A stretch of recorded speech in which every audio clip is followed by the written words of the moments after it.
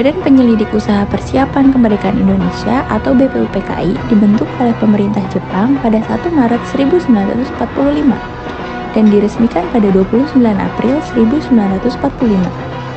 Dalam bahasa Jepang, BPUPKI dikenal dengan sebutan Dokuritsu Junbi Kosakai.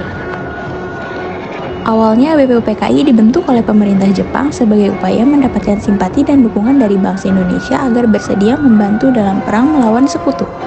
Adapun sebagai gantinya, Jepang menjanjikan akan membantu proses kemerdekaan Indonesia. Sementara yang ditunjuk menjadi Ketua BPUPKI adalah Dr. Kanjeng Raden Tumenggung Rajiman Wedioningrat dan Wakil Ketuanya ialah Ichi Bangase Yoshio dari pihak Jepang dan Raden Panji Suroso dari pihak Indonesia. BPUPKI beranggotakan 67 orang yang terdiri dari 60 orang Indonesia dan 7 orang Jepang.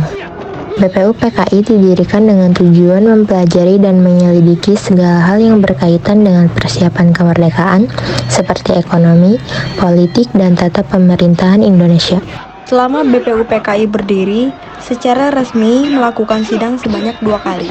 Sidang pertama dilaksanakan pada 29 Mei sampai 1 Juni 1945. Sidang kedua dilaksanakan pada 10 Juli sampai 17 Juli 1945. Sidang pertama BPUPKI. Sidang pertama BPUPKI. Sidang pertama pada tanggal 29 Mei 1945 yang membahas asas negara. Dengan Muhammad Yamin yang menyampaikan 5 asas yakni perikebangsaan, perikemanusiaan, periketuhanan, perikerakyatan, dan kesejahteraan rakyat. Sementara pada sidang selanjutnya yang dilaksanakan pada tanggal 31 Mei 1945, Dr. Supomo mengemukakan 5 asas yakni 1. Paham negara persatuan, 2. Perhubungan negara dan agama, 3. Sistem badan permusyawaratan, 4. Sosialisme negara, 5. Hubungan antar bangsa. Kemudian, pada siang 1 Juni 1945, Soekarno menyampaikan 5 asas yakni 1. Kebangsaan Indonesia, 2. Internasionalisme atau perikemanusiaan, 3. Mufakat atau demokrasi, 4. Kesejahteraan sosial, 5. Ketuhanan yang Maha Esa. Kelima asas tersebut kini disebut Pancasila, dan untuk itulah pada tanggal tersebut diperingati sebagai hari lahir Pancasila. Lalu Pancasila diterapkan dalam burung Garuda. Burung Garuda memiliki arti yaitu melambangkan kekuatan dan warna emasnya melambangkan kemuliaan. Perisai di tengah melambangkan pertahanan bangsa Indonesia.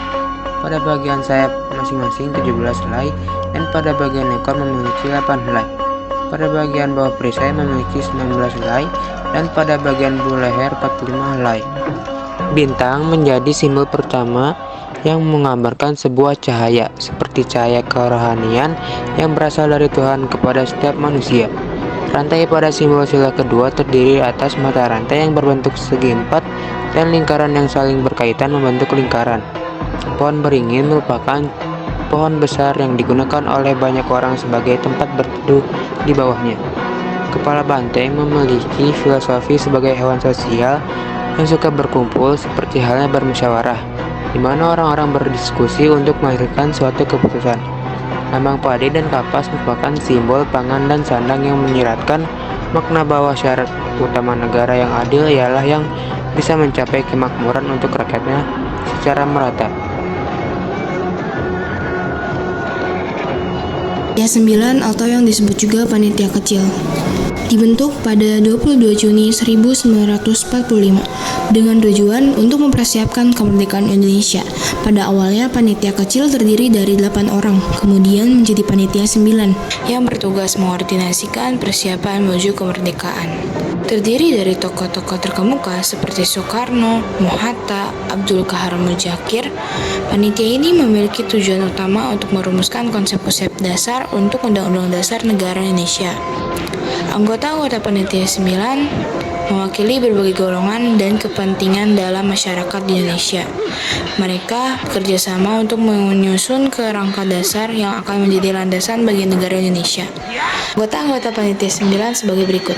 Yang pertama, Ir Soekarno, Mr. Profesor Muhammad Yamin, Drs. Muhammad Hatta, Mr. A. Maramis, Raden Abikusno Tjojoso, Abdul Qahar Muzakir, Haji Agus Salim, Kiai Haji Wahid Hazim, Mr. Ahmad Subarjo. Tujuan utama panitia ini adalah memastikan bahwa nilai-nilai dan prinsip yang diusulkan oleh tokoh-tokoh dalam BPUPKI direfleksikan dalam konstitusi yang akan datang. Pada sidang BPUPKI, kedua hasil kerja panitia 9 menghasilkan Piagam Jakarta, sebuah rumusan dasar negara yang menggabungkan nilai-nilai usulan dari Muhammad Yamin, Dr. Supomo, dan Soekarno Hatta. Piagam ini yang awalnya mencantumkan kewajiban menjalankan syariat Islam bagi pemeluknya diubah menjadi ketuhanan yang Maha Esa untuk mencerminkan keberagaman agama di Indonesia. Sidang ini juga membahas peran dan pengaruh Panitia 9 dalam proses pembentukan dasar negara yang sesuai dengan semangat dan kebutuhan rakyat Indonesia. Di sidang ini juga BPUPKI membahas rancangan Undang-Undang Dasar atau UUD, bentuk negara, wilayah negara, dan kewarganegaraan Indonesia. Kurang lebih 4 bulan berdiri, BPUPKI kemudian dibubarkan pada 7 Agustus 1945. Hal itu dikarenakan tugas-tugasnya sudah selesai dilaksanakan. Kemudian membentuk PPKI atau Panitia Persiapan Kemerdekaan Indonesia. Panitia ini di dalam bahasa Jepang dipanggil dengan nama Dokuritsu Junbi Inkai. PPKI memiliki anggota berjumlah 21 orang yang diketuai oleh Soekarno. Sejak saat itulah upaya untuk memproklamasikan kemerdekaan menjadi semakin gencar.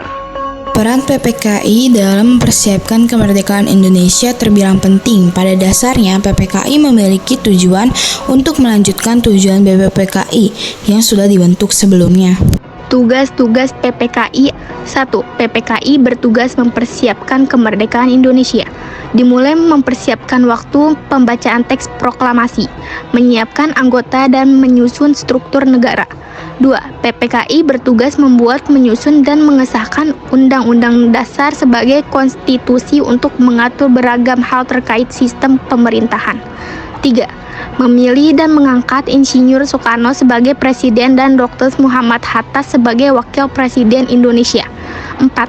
Sebelum DPR dan MPRS terbentuk, PPKI memiliki tugas membentuk Komite Nasional untuk membantu Presiden. Secara perinci, anggota BPUPKI terdiri dari 12 orang yang berasal dari Jawa, 1 orang dari Kalimantan, 1 orang dari Nusa Tenggara, 1 orang dari Maluku, 3 orang dari Sumatera, 2 orang dari Sulawesi, dan 1 orang dari perwakilan Tionghoa.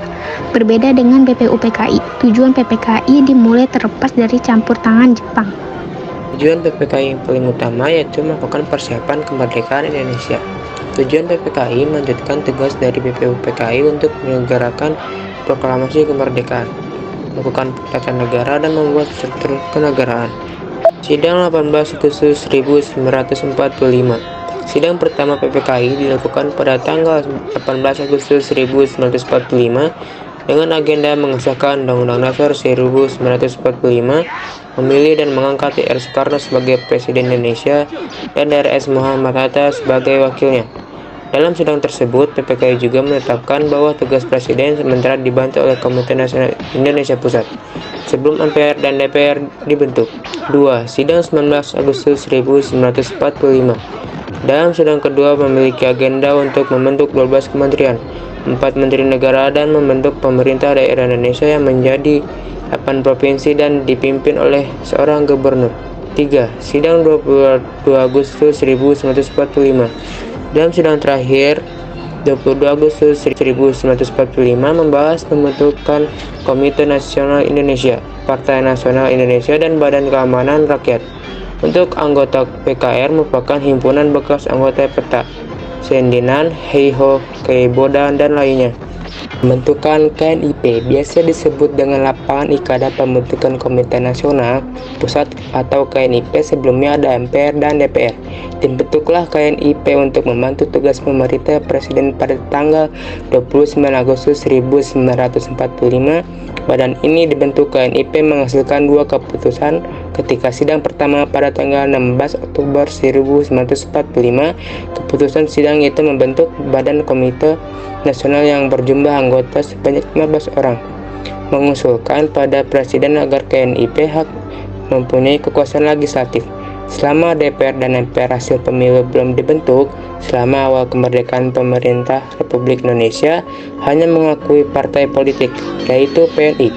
Kemudian tokoh-tokoh Indonesia membentuk beberapa politik. Akhirnya Insinyur Soekarno mengumumkan pembentukan partai politik sebagai wadah aspirasi, mengumumkan yaitu berdasarkan maklumat pemerintah Republik Indonesia nomor 3 tanggal 3 November 1945. Kemudian muncul partai politik baru seperti Persatuan Rakyat Marha Indonesia atau Permai Majelis Syuro Muslim atau Masyumi Partai Komunis Indonesia, Partai Kristen Republik Indonesia, Partai Sosialis Indonesia, dan Partai Katolik Indonesia. Mengembangkan partai politik menyebabkan beragam ideologi dan memengaruhi bidang politik di berbagai daerah.